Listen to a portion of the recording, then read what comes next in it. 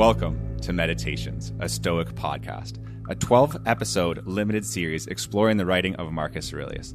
Through this work, we will examine the philosophy of Stoicism, how it applied to the life of Marcus Aurelius, Emperor of Rome, and how it applies to our own lives today. So here we are, episode 5 of Meditations, a Stoic podcast. I am your host. I don't know why I had trouble getting that out. I'm your host, Jared Poirier, and I'm a guy that reads philosophy and history, and I'm here to tell you all of the things that I've learned by doing that. And I am joined by, as always, my esteemed colleague, the gregarious, I don't know what that word means. I hope it means something good, Devin Kivioya. I'm Devin Kivioya. I'm your co-host. I'm a guy who reads about history and lots of other cool stuff. And the word gregarious means friendly. And so I would say I'm selectively gregarious. That worked out. Yeah, I'm glad it didn't mean something bad. I would say you are the gregarious one out of the two of us. Yeah, maybe. But I'd give you your gregarious cred anyways. Yeah, selectively. For those who deserve it, right? I'll take it, yeah. Yeah. All right, sweet. Well, something that does deserve it, our attention and our study and our contemplation, that is this book right here, Meditations by Marcus Aurelius. And we are on chapter 5, and we're going to dig in there. We're going to try to understand this chapter and see what type of lessons we can get out of it for our own lives today. Even though it's 2,000 years old, I think that we should be able to do that. It's worked out so far. But before we can get into that stuff, I just think it would be cool to get a little bit of historical background here for this chapter. And since we're going to be talking a bit about politics today, because that's kind of what the chapter revolves around, I figured it would be cool to get into the political system of Rome, and only Devin is suited for this. So let's talk a little bit about that. Rome had essentially 3 periods of government. There was the monarchic period when Rome had kings. We know very little about it. It's not really relevant to us now. And then you have the Republic, which was mostly an oligarchy. And then it moved into the Imperial period. For a little while during the Imperial period, it retains the vestiges of the Republic. The Senate still exists, and ostensibly the Emperor gets his power granted from them. There's a lot of formal ceremonies around this. Augustus avoids using words like emperor. Actually, he changes his name from Octavian, which was very tied to the Civil War, to Augustus, which simply meant blessed by the gods. I just want to point out the Senate then deriving their power from the people, correct? Ostensibly, yeah, but I mean, in this power arrangement, at no point ever did the people really ever have any real power. And the other thing that you need to understand about this, Jared, is a framing of the lens here, a little bit of the historiography, right? The senatorial class at no point really would have ever made up more than a few percent of the entire population, and I would guess that at its height it would have been less than 1%. Almost all of the history we have, I can't think of any exception, was written by the senatorial class. Participation by the average person was not near nil. It was nil. And you can see how little they cared in the fact that they almost never actually rose up and overthrew anybody. Which means that once the Senate lost power to the imperial office, all the power in the land was concentrated there. As soon as Octavian became an Augustus, over the course of his life, he started to take over all of the different powerful offices in Rome, priesthoods as well, and concentrate them into the imperial office. Mm-hmm. By the end of his life, there's no real power outside the office of the emperor. Whoever is the emperor is also the head of all the major priesthoods, and they're active in pretty much every level of government directly. And as I've said many, many times, they also control the army directly and almost all of the personal wealth available in the empire. Mm-hmm.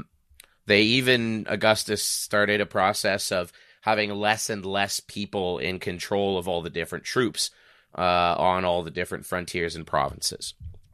So Augustus becomes the emperor, and there is the image of the Senate having power, but at no point do they ever really do, and they get less and less over time.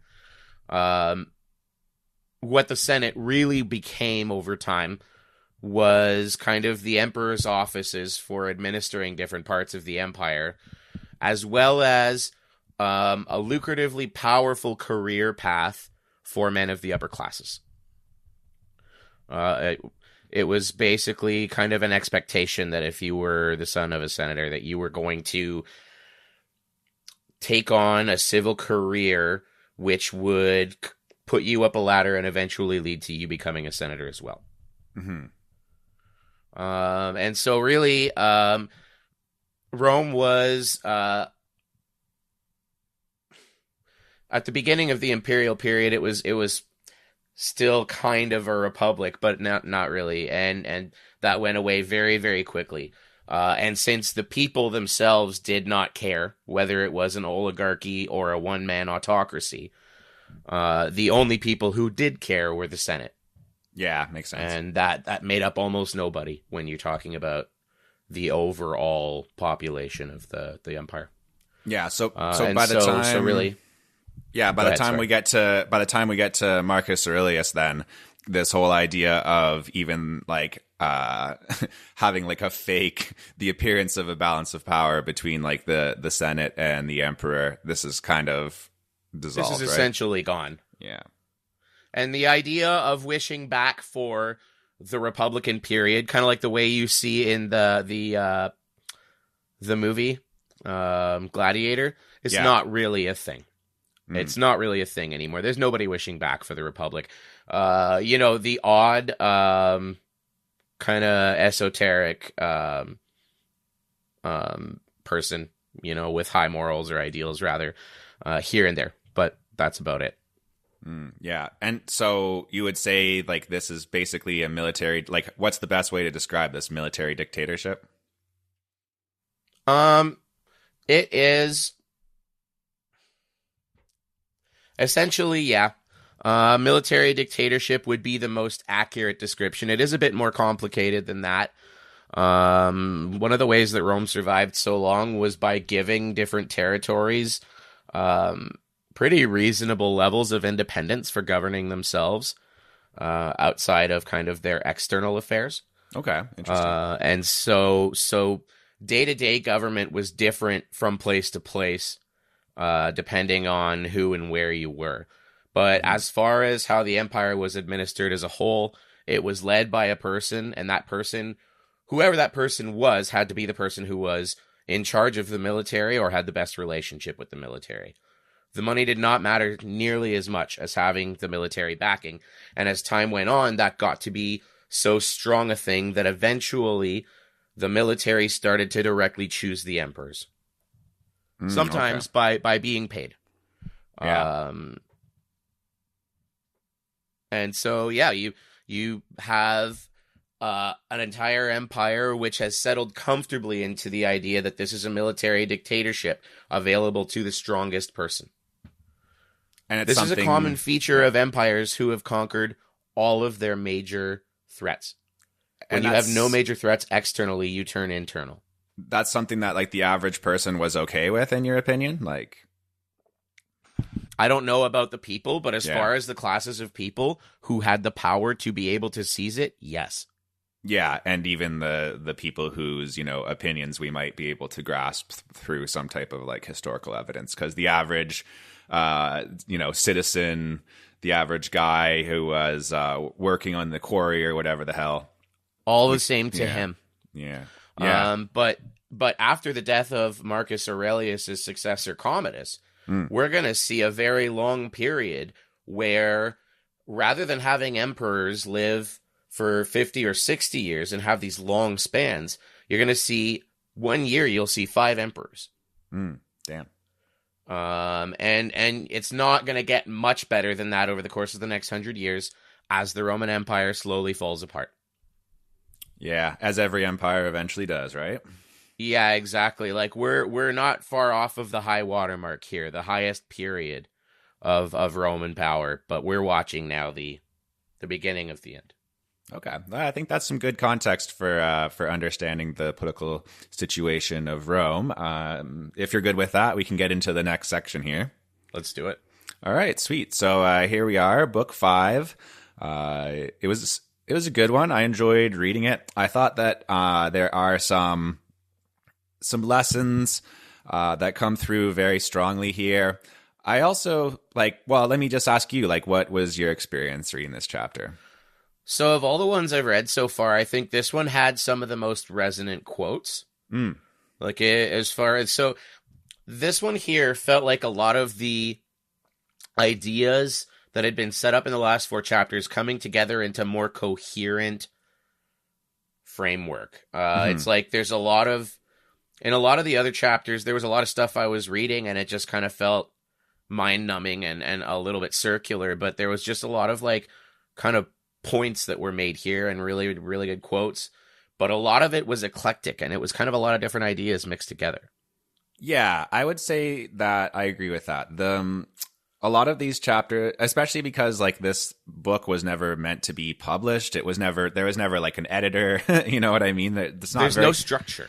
There's really no structure. That's a great way to put it. And I feel like this chapter, even more than some of the previous ones, was a bit like stream of consciousness, where it's just kind of here's an idea, here's a seemingly unrelated idea, here's another idea, on and on. I do think, we like to try to kind of sum up the chapters. I think it's a good exercise to try to do this. The best that I could come up with is the lesson of book 5 is to live in harmony with other people as they are. Do you think that that's a pretty fair summary of this I don't one? think I could put it better. Yeah, nice.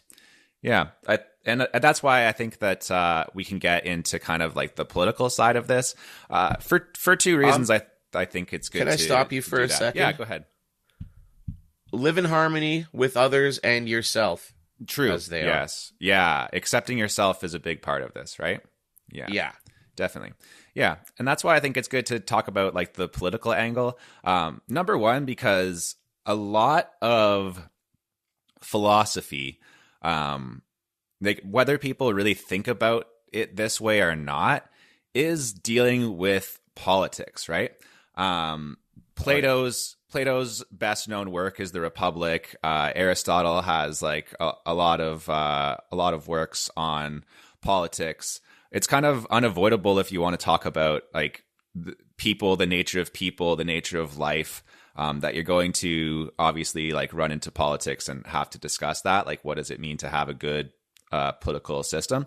The second reason why I think it's really good to talk about politics in the the context of this podcast, when it comes to Stoicism, accepting life as it is, kind of going with the flow of things, not being driven by impulses, basically getting control of your mind and stuff like that. I think that politics is one of the just from the people that I know in my life, right? I think politics is one of the greatest sources of, I don't know, anger, disappointment. Well, and there's 2 points I want to make about this. And the first one is this. What is politics? Politics is the theoretical framework that we create for dealing with ourselves, for dealing with each other and our government in our world around us, right? And the other thing I want to say about it is I think this is something I realized about myself recently, and realizing it became extremely helpful for me. Do you know what conflation is? To conflate? Conflate, like to It's to mix up two ideas and think they're the same thing. yeah. Most people conflate their political beliefs with themselves. Okay, yeah, I interesting. am Yeah. communist. I am liberal. I am conservative, right? But like, Yeah. that's not who I am. That's what I Right. believe. And when I started treating it as something outside of myself rather Yeah. than who I was, Yeah. a lot of things in my life became less frustrating. I find it's even less what you believe. It's more even, this is like the lens through which I view reality. It's almost like putting on a pair of glasses, right? Like I can put on my like socialist lens. I can put on like a capitalist lens. I can put on whatever, and you can view reality through that lens and say, oh, this, and this makes sense through this lens. It doesn't necessarily mean that that shouldn't be your identity necessarily, right? Yeah, no, for sure. And I mean, it's interesting that you mention it because I didn't think about it, but I'm sure you've seen me do that thing myself where I'll say, putting my capitalist hat on, I'm sure that it works this way because of this. And that level of detachment can be very useful, I think, for anybody when you view politics. Just step outside of it. Yeah, and you don't have to look far to realize that that people who identify themselves too much with like this or that kind of political belief are incredibly unhappy. Yeah, it's not really a happiness-inducing activity, I don't think. Yeah. So politics is all about people, and one of the things that comes through in this chapter is this idea of putting up with people. I actually like this a lot. In section 10 here, Marcus Aurelius talks about how it's difficult to put up with people, not to mention yourself. He says that people are a proper occupation, and that is our job to do good to people, but to put up with them, right? This phrase, put up with people. And I honestly really like this. I think it's much more accurate than ideas that we've talked about before, which is like, when it comes to your view of other people, I have this feeling like the John Lennon kind of thing, like love everybody type of idea, right? This isn't really what Marcus Aurelius is talking about here. He's talking about specifically putting up with people, right? Yeah. Is that, and that and seems, so, yeah, go ahead. In my translation, he uses the word endure. That's another great way of saying it. Yeah. Yeah. So much different than like a brotherly love for mankind, right? To endure other people, like it's a trial, right? Yeah. So I think the difference in our translation is interesting here, and I'll keep it as short as possible. But yeah, it is hardly possible to endure even the most agreeable of them, to say nothing of a man being hardly able to endure himself. Yeah. Do you feel that? Like, do you feel that it's tough to endure other people? Do you feel like it's tough to endure yourself? Oh man, you know me. I'm about as ornery as about anybody can be in the right situation when it comes to other people. Yeah. But also I can be about as kind as understanding as anybody else when it comes to people. We're not all one thing. But I understand completely what he's saying, and I know that the second part about enduring ourselves is true, because one of the biggest things that I see in the world right now is that introspection and thinking about ourselves has become a very difficult thing to do. That's an eye test on society, but it looks to me like introspection is very hard, and a lot of people run from it. Yeah, I think that's probably true. I'm in an interesting camp. I'm a little bit more extroverted, I guess, than you are. And I really enjoy being around other people. Like I think I'm one of those people who gains more energy by being around other people, which like some people find very strange. I maybe, yeah, there's certain people who I have a hard time enduring. That's definitely true, right? And depending on what kind of mood I am, I definitely have a hard time enduring myself at times. There's certain, just like the way that my brain works, I think is kind of like, I don't know. My brain is very active, I think. Is that like the best way that I can put it? It's constantly doing shit. And sometimes I just wish that it would just calm the fuck down, right? So my brain is extremely active and I wish it would calm down too. Yeah. But there were periods in my life where I had no choice, no personal choice, but to spend a lot of time alone. And, you know, after a while, you need to find a way to do it to survive. Yeah. When you have no choice. And so introspection it's kind of like climbing a mountain. Especially if you're the type of person that does have a hard time being alone with yourself. Yeah, I guess there's something revealing in the fact that I used to live in a big city full of people, and now I live in a place that has like a population of about 4,000. People change. Yeah. Not that I don't want to be around a lot of people, just I guess Maybe less. I guess I like to choose when I want to be around a lot of people and who I want to be around. I suppose that's like a way of putting it, right? And now you understand me better. Yeah. we understand each other. Yeah. I want to get into this idea a little bit too, like going back to that kind of like John Lennon idea of like, oh, we need to love everybody, or even like the modern kind of political correct like liberal idea, right, of multiculturalism and all of this, like what we're taught to believe about Canada or whatever, right? That that we're like one big community, and it's multicultural, so everything about every culture is wonderful, and everybody's welcome, and and it's bullshit, right? Like, let's be honest. Oh yeah. I mean, like, Canada has an image, and I mean, like, there is some truth to that lie. But to be honest, I mean, we're, in my opinion, knowing what I know, we're as bad as America, we're as bad as South Africa, and possibly we could be worse. Yeah, in terms of like our history and shit like that, right? In terms of, our genocidal history. Yeah. And this idea that like we're such a multicultural place and that we need to, like, we love everybody. It's just not true. And I wonder why, why that idea exists. Like, why do we strive for, I wrote here, universal admiration, like that we all really like admire each other, and we think that it's a great, everybody from every culture, everything is great. Why do we aim for that when perhaps like the idea of, tolerating people, like universal tolerance, or what did you say before? What was the word for it? Enduring, right? Like, why? Yeah. If this is a more reasonable goal, right? Enduring other people, enduring other cultures. If that's really what it is, then why do we pretend that, we're actually going for universal admiration?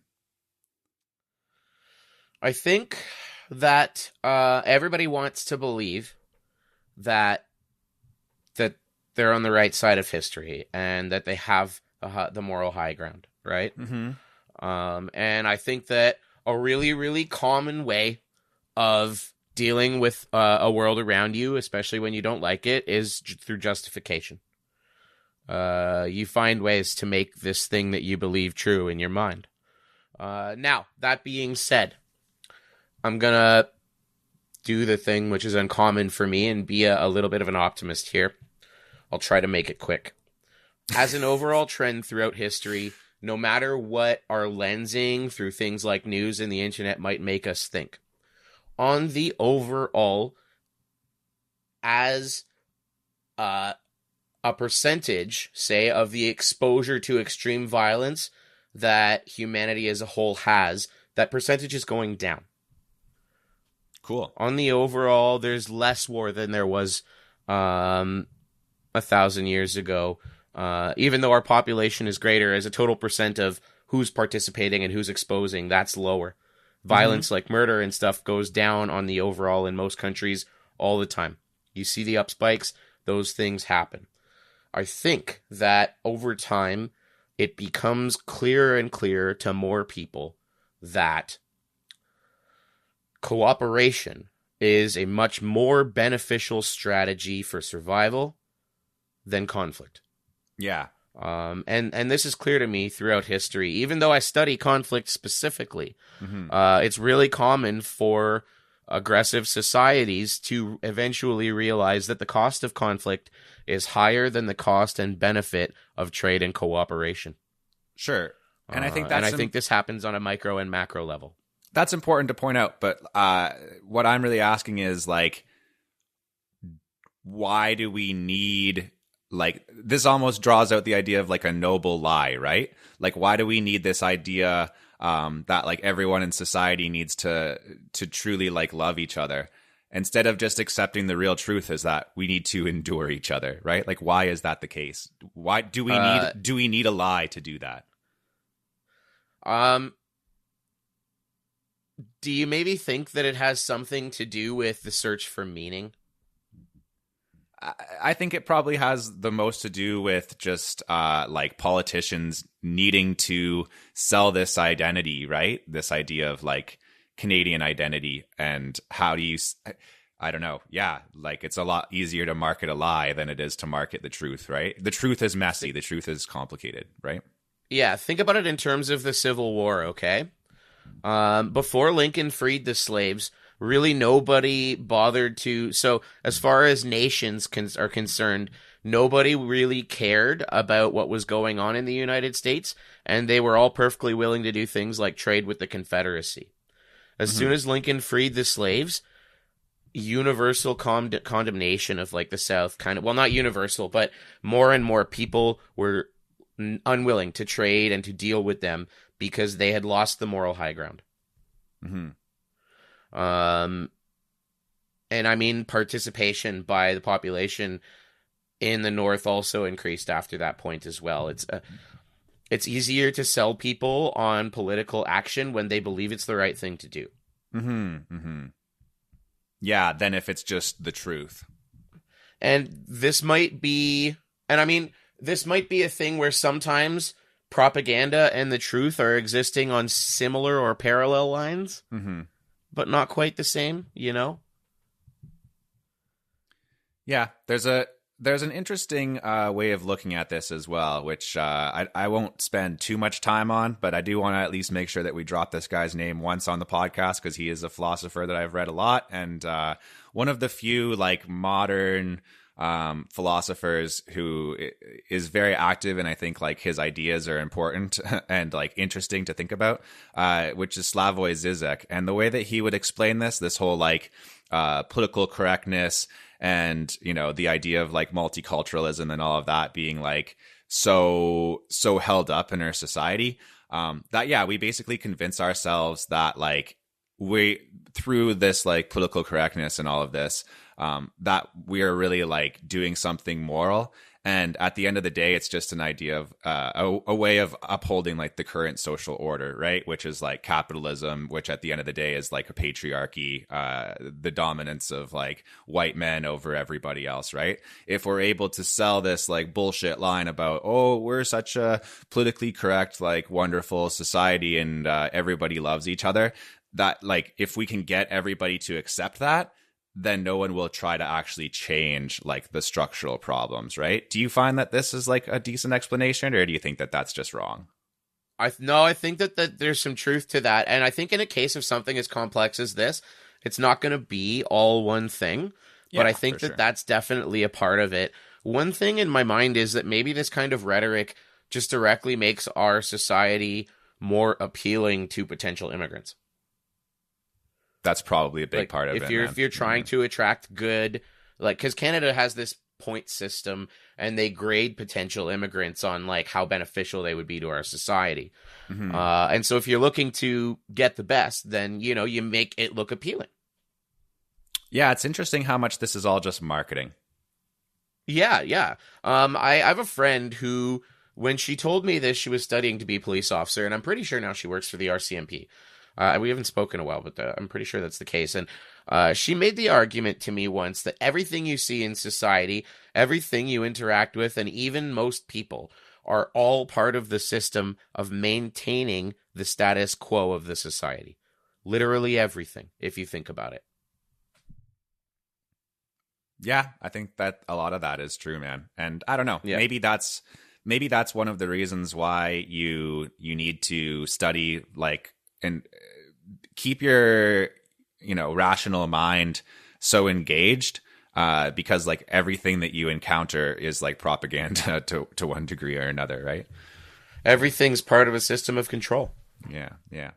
But to go back to the main point, it's a very reasonable goal to try to tolerate people and to try to tolerate yourself. And that's why I think that like this part of Stoic philosophy is so valuable, right? Because what causes, like, to really go back to like the point of all of this, it's fun to talk about, right? And it's interesting, but the whole point is like, how can I free my mind? How can I live in the moment, engage fully with the world, and be happy with it as it is, right? Yeah. And a lot of that is just not having expectations, or not having unrealistic expectations, right? So if all that I really expect of myself is to be able to tolerate myself and other people, well, that's a very achievable goal. Yeah. And I mean, not that it isn't important to have high goals and to want to be a great person, but when you set realistic goals for yourself and achieve them on a regular basis, it's probably much better for your mental health as a person. Mm-hmm. Than thinking to yourself, I want to be the emperor of the world, and not ever being the emperor of the world, Yeah, well, I want to dig into this too. This idea, I wanted to get to it eventually, and now's as good a time as any, I suppose. This idea that like you should strive to be a good person. I don't even really think that that's true. I think that you should, and maybe that is not what Marcus Aurelius would say, because he does kind of say, try to be a good person. I think that maybe you should just try to be a person. Like, be yourself, right? Yeah. I think a lot about this very sort of thing. And I think the idea of being a good person is abstract and it's hard to quantify. Mm-hmm. Which means that it's a standard that can be very hard to measure yourself against and very easy to warp with your emotional lensing and maybe feel like you're not close to it when you are. Mm-hmm. What I try to keep in my head all the time and be conscious of in myself is, am I doing what I am doing for the right reasons? Why am I doing this? Mm-hmm. And is this a why that I would want really to be known for, or is there a different way to approach this, right? Mm-hmm. I think that if we set reasonable standards for ourselves, rather than being a good person, but being a decent person most of the time, I think that's much more realistic. Yeah. And when we achieve that, we'll be better at going farther beyond it. Or again, not even being a good person, because I think this is rooted in the text. It talks a lot about giving up this idea of like, this is good, this is bad. What is it to be a good person? Maybe it's just to be the most like realized version of yourself, not second guessing your own decisions, like living according with your own nature, right? Like this comes through in the text constantly. Just be who you are. There's also a balance, though, in it of being mindful of, like, not getting caught up in that and doing the wrong things, too. Mm-hmm. Mm-hmm. Would you say that Marcus Aurelius is a moral relativist? Yeah, we talked about it a bit last episode. We did, yeah. Okay. Yeah, in a way, right? In a way.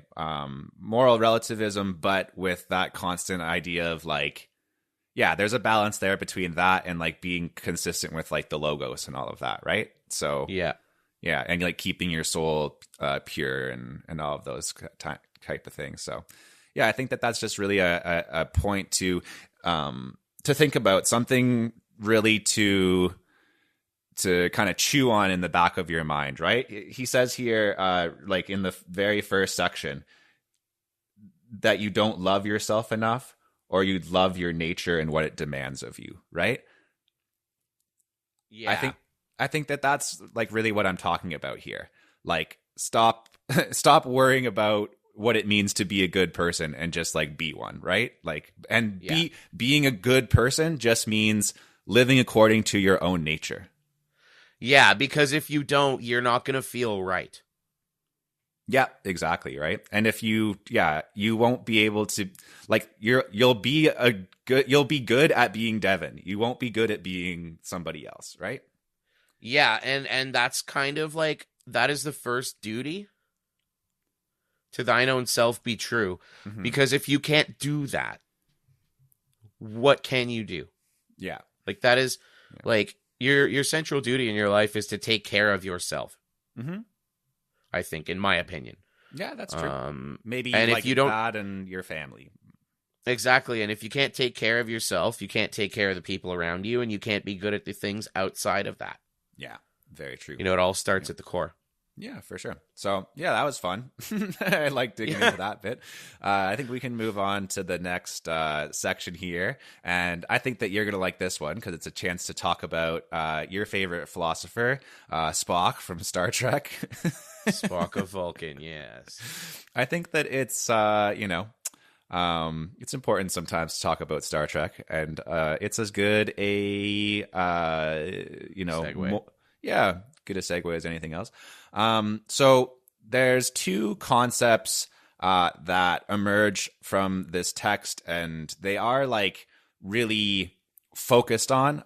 This one comes up twice, like literally like in the same language throughout the chapter, in section 16 and also in section 30. Lower things for the sake of higher things, right? And then also this idea of like the community and the members of the community being like the most important thing, right? Like what we should all concern ourselves with. If it doesn't harm the community, it doesn't harm its members, right? Yeah. And reading these sections and like really thinking about these ideas, and I swear I'm not like trying to shove Star Trek into this, it just like made me think of it. The idea that the needs of the many outweigh the needs of the few. Yeah, which comes up a lot, not just with Spock in Star Trek, but it's a common theme.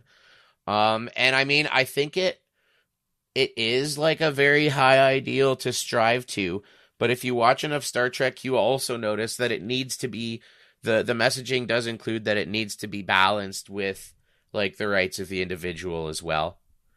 But that being said, I mean, I think the true idea behind this is that the better any one of us gets, the better we can all get as long as we do it together. Mm-hmm. And I think I touched on it earlier, just this growing idea that cooperation is a more successful strategy than conflict. This is true. Yeah, this is true. So do you accept that idea? Like, I do want to take it seriously. I know it is from a science fiction show, but I think that it is like, I think it should be I think taken. Star Trek is worth taking seriously. It examines really serious, actual elements from our world, from politics and things like that, and it asks questions worth thinking about. So do you accept that idea? The needs of the many outweigh the needs of the few. Like, do you believe that? Do you remember when I mentioned an episode to you of Star Trek to watch called In the Pale Moonlight? Maybe. I don't want to drag this out too much. The question in my mind here is, I'm willing to accept the ideas, but I want to wonder, how far can you take these things? Yeah. Because this is a question that Star Trek asks, right? Like, in this episode, Sisko decides that to save his society, he's going to take it upon himself to lie to a politician from a foreign empire to trick them into joining the war. He includes a spy in his machinations, and the spy incites the war by tricking him. And at the end of the episode, his feeling, and the episode takes the form of a monologue of him recording a log of what he's done. Right. And at the end of the episode, he says something along the lines of, I lied, I cheated, I am an accessory to murder, and you know what? I can live with all of that. Mm-hmm. Because I did it for the right reasons. You know yeah. what I mean? How far do these ideals go? Yeah, and I guess that's even saying, like, do you sacrifice your own morals for the greater good, right? Yeah, and this is something that you and I have talked about, in a way. We've touched on this, I think, when we talked about, who was it that died recently? Was it Kissinger? Mm-hmm. I think we touched on this indirectly when we were talking about him. Mm-hmm. Mm-hmm. Yeah, I don't know, man. I want to accept this idea because I think it is like, coming from Spock, like the ultra rational kind of species, right? I think it is rationally, like, logically true. Like, of course it is. Mathematically, right? How could you ever say the needs of the few outweigh the needs of the many? That doesn't make any sense, right? But yeah, how it gets applied, there's so many things that could be like any like, let's just look at it in terms of like any like subjugated group in society, right? Like, you could say, oh, well, sorry, like, Native Canadians that, like, we, took all your land and shit like that. But, needs of the many outweigh the needs of the few, right? So, yeah. I think that in the context of Star Trek, the many doesn't make distinctions like that. Mm-hmm. So, like, in Star Trek logic, it wouldn't be for the good of the many to say, screw over native land rights, because in the end, them maintaining those rights and stewardship over their lands would be beneficial for everybody in the long term. Right. Yeah. Yeah. Like, personally, I think an effective way to fight the poor treatment of our environment by industrial capitalism in Canada is very strong native land rights. Yeah. Yeah. Yeah. Give them control over their lands and see if the mines destroy them. Right. Yeah. Yeah, but that really does point out the problem that we have with capitalism, right? Which is, capitalism as like the dominant system in the world. It hangs over everything. And yeah, I think capitalism really is at its core an inversion of this idea that the capitalism is the needs of the few outweigh the needs of the many. It just is. I was going to say that. That's beautiful. Thank you. Yeah. So that's a problem. Yeah, it's a huge problem. Yeah. And that's, I think that's at the root, the core of a lot of the problems that we see in our world right now. Yeah, not that that's even something to really get, like, to go back to the Stoic point. I'm not going to get really upset about that. I'm not planning any revolutions right now. I'd participate in one, though. But yeah, I think keeping your brain aware of that, right? Like the Orwellian, like, don't love Big Brother idea, right? I think that might even be like enough. And that's what, again, very Stoic. That's within your power to do so, to keep your mind constantly aware of that very fact that, like, we have, like, there's a balance between the individual and the community, right? And like those scales have been tipped horribly, right? Like, to one side. Absolutely. Yeah. I couldn't agree more. Yeah. So I don't know. We got to the bottom of that. Solve that problem. We'll move on to our next section here. I like to, in these episodes, dig into some quotes. Sometimes we talk about some long ones. Sometimes we talk about a few short ones. This time I just want to do one. And I think that we can get quite a bit of conversation and maybe some enlightenment out of just this one phrase right here from section 20. I'll give you my translation from the Gregory. That's this jerk's name, right? Gregory Hayes? Yeah.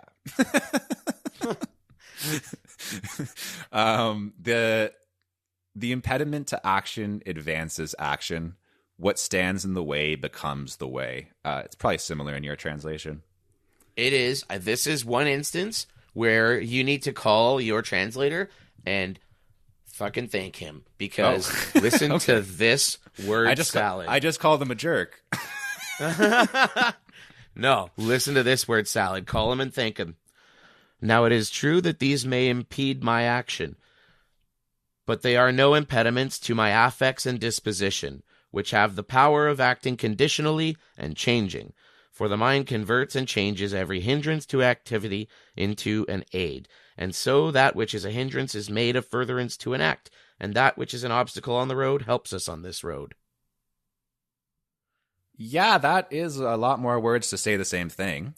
Exactly. It took me a while to find it because it was so different from yours. Yeah, I do like, though, how that brings up the, like, very directly the point of the mind, that, like, the impediment to action, like how the impediment to action advances action, right? Is through the mechanism of the mind, so that those, like, hurdles that are placed in your way, that they force your mind to become stronger and to, like, think about things in like a bigger picture way. And that is actually what's going to help you. So when we were like, I have a lot of problems accepting this quote because it just seems like impractical to me. And I used a very practical example, right? One of the things that I want to do in my life, and I haven't done it yet, is to like direct a feature film, right? That's an action that I would like to, activate, that I would like to pursue. The impediment to that is money, right? I don't have a budget for my film. And I was saying to you, like, do you remember this conversation? I do, yeah. Yeah. I've thought a lot about it since then. Okay. I'd love to talk about it more.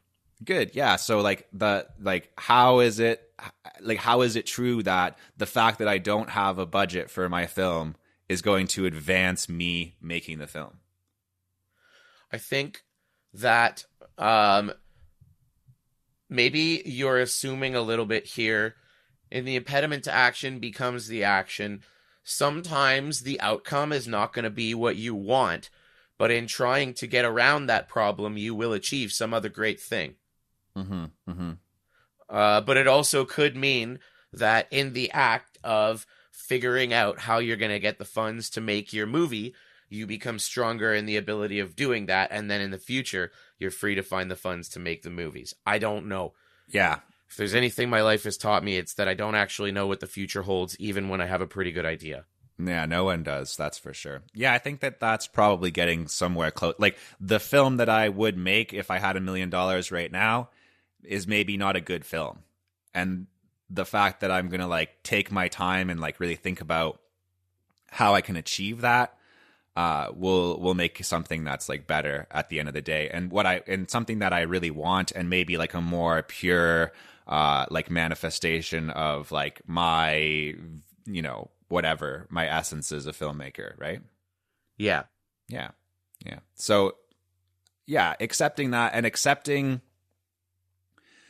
like, this idea that we hear quite a few times in this, like, taking the card analogy or whatever, right? That, like, take the hand that fate is dealing you and play it as your own.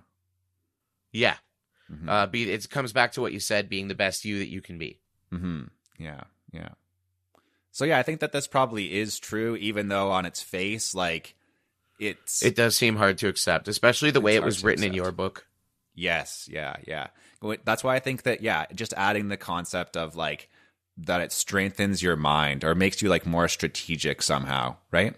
Yeah. And there's a neurological truth to this, right? Like, when you overcome obstacles, especially when you've had to work through them yourself, like, that's creating new pathways in your brain, right? Like, have you heard of this concept of neuroplasticity? Mm-hmm. Like, that your brain is always, like, slowly rebuilding itself all the time based on what you do and how you think. Yeah, I've definitely like, proven this to be true just through my own life, like, through running my own business, there are like hurdles that I've encountered that at the time I like freaked out. Like I didn't know what to do. And my brain, like I literally went, like I had a panic attack, straight up panic attack, right? Because of some of these things. Just like disagreements with clients or some other thing, right? I don't want to get too specific, but the next time that I encounter them, it's completely different. It's almost like I had a vaccination or something. Like I'm now immune to it, right? Yeah, I mean, think of it like you climb this, like you're living your life, you're walking down this path, and all of a sudden you come to this mountain. And you've never seen a mountain before, and this is the biggest friggin' mountain you've ever seen in your life. And it looks like it's going to be hard, and you climb it, and it is really hard, and it's really bad. And then you get to that point where you figure it out, you peak, you get to the downhill part, and it's easy for a little bit, and then all of a sudden you get to the side, the other side, and there's an even bigger mountain. Mm-hmm, mm-hmm. By the time you get to the top of that mountain, when you look back, that other mountain that you climbed, it doesn't feel so big anymore. It's nothing. It's nothing. That's like a metaphor for life, man. It's just a series of huge mountains we climb, and then we look back and we're like, wow, all those other things that used to seem so horrible, that wasn't a big deal at all, man. Yeah, very true. And maybe like to the point that you get to the biggest one, which is, you know, when you have to lay down your life and surrender it, and like will you be ready to do that, and will you be like satisfied doing that, right? Yeah. Life is like it's like a march towards accepting the end, right? And I think the easiest way to accept the end is to live your life in a way so that when you think about it, when you look back on it, you don't have regrets. And I don't mean in that YOLO sense, but like, you know, when you look back on things and you don't think to yourself, oh God, I really was shitty, or like, oh God, I'm so embarrassed about who that person was. Mm-hmm. You know, live your life in a way so that when you look back on it, you're like, no, I'm proud that I treated people in this way, or I'm proud that I volunteered, or whatever the case may be. Yeah. You know, like whatever's important to you, you just do it. Yeah, like proud that I, you know, was part of some group that helped kids, or proud that I took good care of my dogs and my family, or whatever it is, right? Yeah, for sure. So let's do the thing. The whole point of this podcast, we say it every single time at the very beginning of the podcast, right? Why does it matter? Yeah, why does it matter? And how do we apply it to our life now, right? Yeah. So, first of all, I think that this is something to think about. Do you ever like ask yourself this question seriously? And I will seriously consider it myself. Do you find yourself being irritated or disappointed by like the political economic system as it is? All the time. All the time, every day. It's the first thing I do in the morning. I look at myself in the mirror and I say, I am irritated and disappointed by the political economic system that exists. Not necessarily, but it's in the back of my mind on a pretty regular basis. I think the idea that the world feels pretty wrong right now, and that you feel like alienated from it, right? Yeah, like it doesn't absolutely. It doesn't reflect you. It doesn't reflect your like values or anything, right? It doesn't even seem like it's there for my benefit. Yeah. I feel like that class of the Roman plebeians who just doesn't care, because honestly, it's the people at the top anyways, and whatever they choose to do isn't going to make it a whole lot different. Right. Yeah. So really I think that I've struggled with that almost my entire life, especially since like in university and stuff, I was like very, very deep into Marxism and that, right? And you were idealistic. Yeah, well, for sure. And viewing life in that way, as like adversarial to like society itself, right? Through like this work, like through reading this philosophy, through really trying to like grapple with the ideas of Stoicism, I think I've turned this around somewhat. And now I try to just be grateful that we have a political and an economic system at all. Like when you think about it, the fact that we even have like that we have a government at all is amazing. Right? We're incredibly lucky to have anything like that. That not would be be just a hard idea to sell to a lot of people these days, I think. But I agree with you. Well, what would you rather? Would you rather just like live in a hole in the ground and like you have to hunt for your maybe some people would rather that, right? But so I see a growing move towards decentralization, but I don't really think those people understand the full implications of what that would mean. Yeah, and people find like anarchy to be like attractive system or something like that. Like it's libertarian seems to have become a much more popular identification politically. Why do people want that? Why do you want to be like you have to keep a gun by your bedside at all times, and you probably won't even have a bed. You have to keep a gun next to your mound of dirt that you sleep on. You know what I mean? Most people don't understand that anarchy only benefits the powerful. Yeah. I don't know. Lawlessness creates warlords. Warlords create kings. Yeah, this would be like it would just be a terrible outcome, I think, that if we like did actually dissolve like the political economic system, despite all of its flaws, right? And it does suck, and it is shitty at its core, right? Like we can be honest about that. But at the same time, we can be grateful to have it, grateful for it, and also like to realize that those levers, like those mechanisms of power, are there for you, and you can use them, right? And I think that, and more than that, no matter what we say about capitalism, in the last 150 years, it has lifted more people out of poverty and improved the overall standard of living more than any other political system in history in a much shorter period. Yeah, and you could make like historical counterfactuals and say like, oh, well, if we had global socialism, it would be even better, right? But there's no proof of that. So that's just an intellectual exercise, which could have any outcome you choose. Yeah, for sure. Yeah, you could say whatever you want. So yeah, for me, I've been trying to, in line with like the Stoic principles, to be happy that these things exist, to accept them in their current form. And instead of saying like, oh, well, hypothetically, if we had this or that system, it would be better, to say, how can I use this system to do the things that I want to do, right? Yeah, exactly. I've tried to convert my displeasure and complaining into energy to affect change, which is part of why I volunteer. Mm-hmm. Yeah. Or maybe not even affect change. Maybe like, how can I live in accordance with this thing, right? And let it be what it is. But also like, still achieve what I want in my life because of this, right? Yeah, exactly. Yeah, and if you start thinking along those lines, I think you're just going to be a lot happier of a person, to be honest with you. Yes. Second question here in terms of like applying this to your current life, right? The only one that you're going to get, as far as I know. Do you resist other people or do you try to work with them? And can you be more practical in how you deal with other people? I like to think of myself as being pretty far on the side of practical most of the time. Mm-hmm. Do I resist other people? Yes. Do I try to work with them?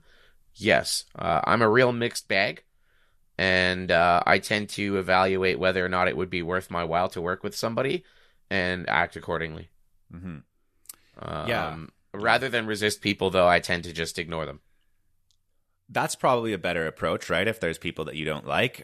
But yeah, I think that like the lesson of some of this stuff is that even like the characteristics of people that you don't like are still something that can be used to your benefit, right? Like if someone is like a grouch, like if you have a neighbor who's like a grouchy person and just like hates everybody, right? And you can be like, oh, I wish I could change them to this way.